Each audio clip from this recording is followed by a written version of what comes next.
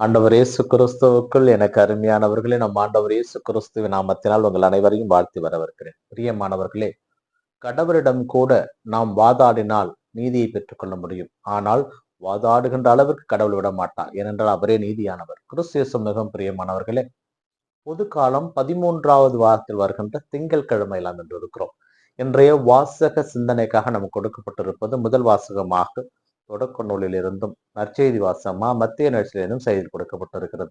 இதிலே சோதோம் குமாராவை அழிக்க புறப்பட்ட கடவுளிடம் ஆபிரகாம் வாதிடுகிறார், கெஞ்சுகிறார், அவரிடம் மன்றாடுகிறார்.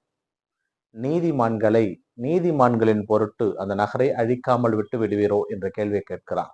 அதிலே 10 பேர் இருந்தால் நான் அழிக்காமல் விட்டு விடுகிறேன் என்று கடவுள் சொல்லுகிறார். ஆனாலும் அங்கே இருந்தவர் லோத்து மாத்திரமே. ஆனால் லோத்து அங்கிருந்து காப்பாற்றப்படுகிறார். லோத்தருடைய மனைவி திரும்பி பார்த்ததனால் உப்பு சிலையாகி அங்கே இறந்து விடுகிறார். கிறிஸ்து மிகவும் பிரியமானவர்களே, ஆபிரகாம் நீதிமான்களின் பொருட்டு ஒரு ஊரை அழிக்காமல் காக்க அவர் போராடுகிறார். இன்றைய காலகட்டத்திலே இந்த உலகம் இயங்குவது இருப்பது நீதிமான்களாலே, மழை பெய்வது நீதிமான்களாலே. ஆனாலும் இந்த உலகம் இந்த நீதிமான்களுக்கு வைத்திருக்கின்ற பெயர் கோமாளி, வாழ தெரியாதவன், உலகம் தெரியாதவன் என்று. ஆனாலும் அவர்கள் பண்ணுகின்ற தவறுகளுக்கெல்லாம், அவர்கள் பண்ணுகின்ற அனைத்து செயல்களுக்கெல்லாம் இவர்கள் மன்றாடி செபித்து வாழ வைத்துக் கொண்டிருக்கிறார்கள் என்கின்ற அந்த எண்ணமே இல்லாமல் பேசுகின்ற மக்கள் மத்தியிலே வாழுகின்ற நமக்கு இன்றைய முதல் வாசகம் நீதிமான்களுக்குரிய சிறப்பை ஏற்படுத்தி கொடுக்கிறது.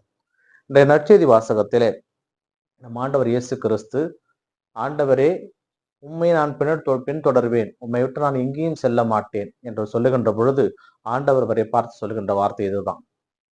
வானத்து பறவைகளுக்கு கூடுகள் இருக்கின்றன, நரிகளுக்கு பதுங்கு குழிகள் இருக்கின்றன, மானிட மகனுக்கு தலை சாய்க்க கூட இடமில்லை.